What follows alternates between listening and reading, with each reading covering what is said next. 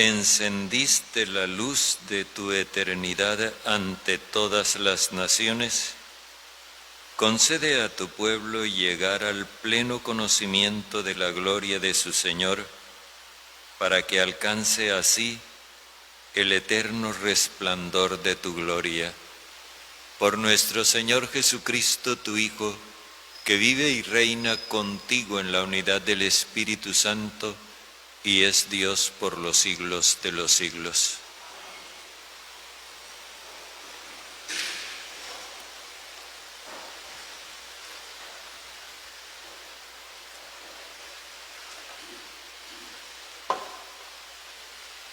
Lectura de la primera carta del apóstol San Juan. Queridos hermanos, nosotros amamos a Dios porque Él nos amó primero. Si alguno dice, amo a Dios y aborrece a su hermano, es un mentiroso.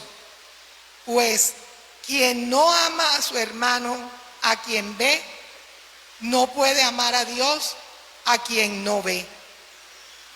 Y hemos recibido de Él este mandamiento: quien ama a Dios, ame también a su hermano. Todo el que cree que Jesús es el Cristo ha nacido de Dios. Y todo el que ama a Dios, que da el ser, ama también al que ha nacido de Él. En esto conocemos que amamos a los hijos de Dios, si amamos a Dios y cumplimos sus mandamientos. Pues en esto consiste el amor de Dios, en que guardemos sus mandamientos. Y sus mandamientos no son pesados, pues todo lo que ha nacido de Dios vence al mundo. Y lo que ha conseguido la victoria sobre el mundo es nuestra fe. Palabra de Dios. Se postrarán ante ti, Señor, todos los pueblos de la tierra.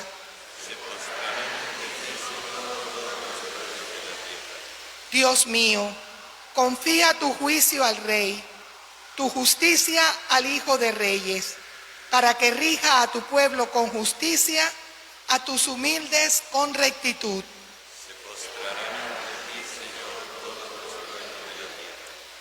Él rescatará sus vidas de la violencia. Su sangre será preciosa a sus ojos. Que recen por Él continuamente y lo bendigan todo el día.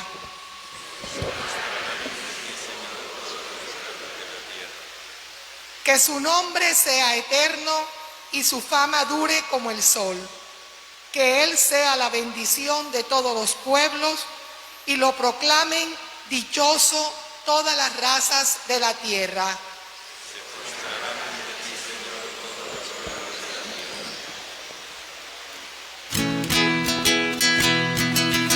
Aleluya, aleluya, aleluya, aleluya, gracias Señor. Aleluya, aleluya, aleluya, aleluya, gracias Señor. Gracias Señor, aleluya, gracias Señor, aleluya, gracias Señor, aleluya, gracias Señor. El Señor esté con ustedes. Y con tu espíritu. Lectura del Santo Evangelio según San Lucas. Gloria a ti, Señor. En aquel tiempo, Jesús volvió a Galilea con la fuerza del Espíritu, y su fama se extendió por toda la comarca. Enseñaba en las sinagogas, y todos lo alababan. Fue a Nazaret, donde se había criado. Entró en la sinagoga, como era su costumbre los sábados, y se puso en pie para hacer la lectura. Le entregaron el libro del profeta Isaías, y desenrollándolo encontró el pasaje donde estaba escrito: El Espíritu del Señor está sobre mí, porque Él me ha ungido. Me ha enviado para anunciar el Evangelio a los pobres, para anunciar a los cautivos la libertad y a los ciegos la vista, para dar libertad a los oprimidos, para anunciar el año de gracia del Señor. Y enrollando el libro lo devolvió al que le ayudaba y se sentó. Toda la sinagoga tenía los ojos fijos en él, y él se puso a decirles: hoy se cumple esta escritura que acabáis de oír. Y todos le expresaban su aprobación y se admiraban de las palabras de gracia que salían de sus labios. Palabra del Señor. Gloria a ti, Señor Jesús.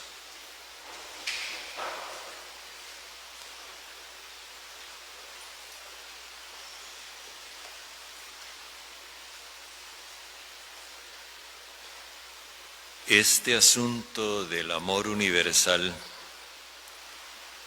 que puede sonar como romántico al oírlo, es sin embargo un asunto en el que puede estar comprometida la reputación de la persona y hasta la misma vida. Jesús nos lo manifiesta en el relato que acabamos de escuchar hoy. Es que el amor universal no es una decisión que uno toma, es el resultado, el fruto de una experiencia que uno tiene, y experiencia que lo marca definitivamente. Jesús lo expresa en estos términos: el Espíritu del Señor reposa sobre mí. De eso se trata.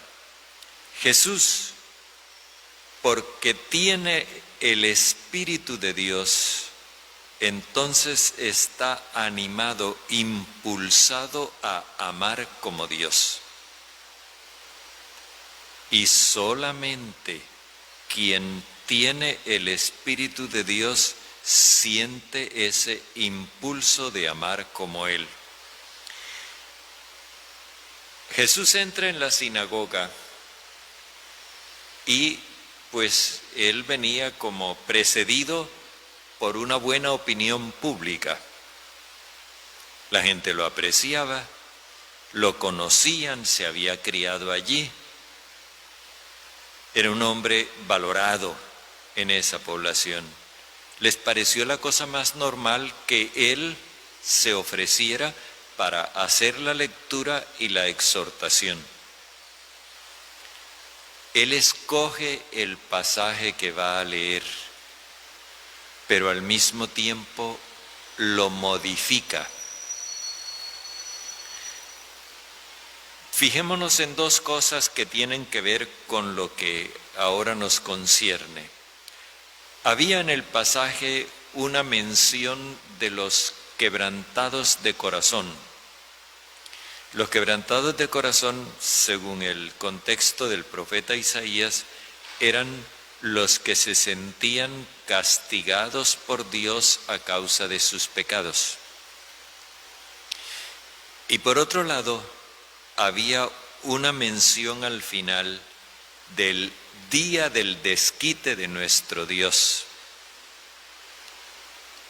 Resulta que Jesús le echa tijera a la mención de los quebrantados de corazón y también le da un tijerazo a la mención del día del desquite de nuestro Dios. ¿Por qué? Porque la mención de los quebrantados de corazón implicaba que Dios tenía a unos dentro del pueblo de Israel que les estaba dando porque eran impíos. Y la mención del día del desquite de nuestro Dios implicaba que Dios se estaba preparando para darles duro a los paganos. Y lo que hace Jesús es mostrar un Dios en el que no hay nada negativo ni contra los impíos de su pueblo, ni contra los profanos paganos. Él presenta un Dios benevolente con todos y que quiere rescatar a los que están sufriendo. Eso causa sorpresa en la sinagoga. ¿Cómo se atreve a modificar el texto de la Escritura?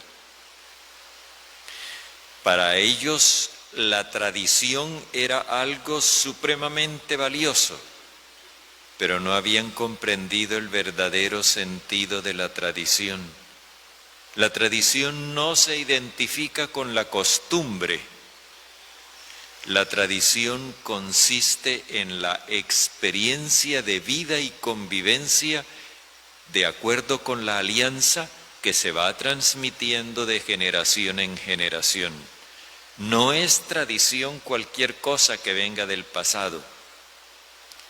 En la Biblia es tradición lo que es experiencia de Dios que se va comunicando de una generación a otra.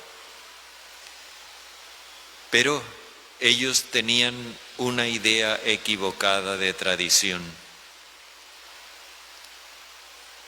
Así que cuando Jesús hace esas modificaciones en el texto, hay una reacción como de sorpresa.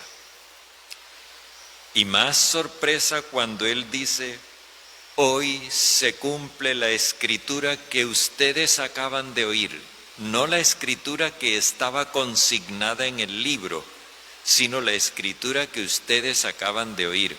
Jesús está dando a entender entonces que Él es el verdadero intérprete de la palabra de Dios. Que la palabra de Dios no se entiende de cualquier manera, sino como Él dice. Y eso a sus paisanos les resulta inaceptable.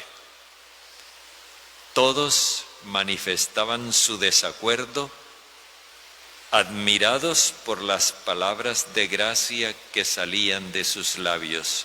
Es decir, todos están en desacuerdo porque Jesús solamente ha pronunciado un oráculo de gracia y no ha pronunciado un oráculo de desgracia, sino que lo ha omitido.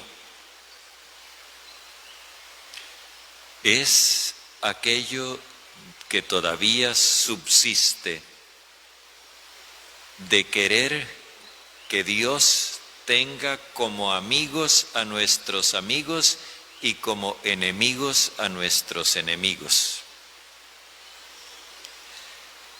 Jesús muestra que no, que el amor de Dios no es así, que el amor de Dios es para todos. Y eso es lo que nosotros necesitamos aprender para podernos llamar cristianos. No es lícito llamarse cristiano de cualquier manera. El que dice, amo a Dios, pero aborrece a su hermano, es un mentiroso, pues quien no ama a su hermano a quien ve, tampoco puede amar a Dios a quien no ve. Es un hecho. Nosotros podemos amar en la medida en que hemos sido amados. Por experiencia humana lo tenemos. Los niños que no se han sentido amados son incapaces de amar, y cuanto menos amados se han sentido, más incapaces de amar son. Hay algunos que ni siquiera desarrollan la capacidad de empatía con los demás. Los científicos están preocupados con lo que ellos llaman los individuos de empatía cero, y los están estudiando.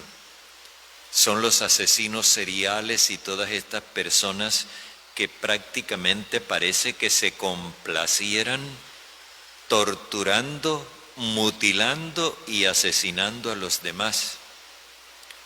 Pero en el fondo están reclamando la atención que no les dieron cuando niños. Eso es lo que nos dice la carta de San Juan. Nosotros amamos a Dios porque Él nos amó primero. Nuestro amor es reacción, es respuesta al amor de Dios. La iniciativa fue suya. Él nos amó primero. Y en la medida en que nosotros experimentamos ese amor inmenso de Dios, en esa misma medida somos capaces de responder amando del mismo modo. Pero el amor de Dios tiene una característica muy importante, y es que el amor de Dios no nos encierra en una relación privada. O sea, Dios no nos ama para que nosotros lo amemos a Él y eso se convierta en un círculo vicioso. No, Dios nos ama y nos da la capacidad de amar para que nosotros amemos a los demás. La respuesta al amor de Dios se da, digámoslo así, de manera indirecta, en la medida en que nosotros amamos a nuestros semejantes. Y así es como se conocen los hijos de Dios, por el amor. Al mismo tiempo, amando a Dios, amamos al prójimo y amamos a Dios cumpliendo sus mandamientos, no los de Moisés, sino los de Dios. Es decir, ese impulso irreprimible de amar que nos da el Espíritu Santo, porque no se convierte este amor en una ley, no se convierte en un mandamiento forzado, obligatorio, no, es un impulso espontáneo que brota desde dentro y que no se puede reprimir. Por eso este amor es un don y una capacidad que nosotros hemos recibido de parte de Dios para poder corresponder a su amor. El amor universal sigue siendo una tarea y un desafío. Les voy a contar una cosa, una especie de confidencia. Hace muchos años, muchísimos años, porque yo estaba niño cuando eso, mi mamá tenía un almacén donde vendía ropa, telas y ropa. En una oportunidad ella estaba con una de sus amigas hablando ahí en el almacén y se presentó una muchacha a comprar. La muchacha era conocida y reconocida como una prostituta. Era de la única casa de prostitución que había en el pueblo y la conocían. La amiga de mi mamá comenzó a hacer manifestaciones gestuales y verbales de desprecio. A mi mamá eso no le gustó y lo que hizo fue que dejó a su amiga hablando sola y se vino a atender a la muchacha y la atendió de forma que quedara completamente satisfecha por la atención que había recibido.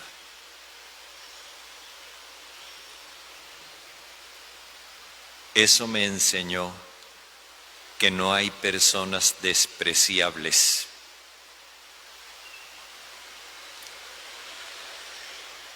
Y eso me enseñó también que el amor universal de Dios se vive todos los días en la práctica y en la relación con los demás. Un cliente, un amigo, un paciente, un alumno, cualquiera que se presentó. No es una persona fastidiosa, es un ser humano al que hay que darle amor. El amor puede ser respeto, puede ser buen trato, puede ser acogida, puede ser un servicio. Amor. Eso que hace Jesús con nosotros.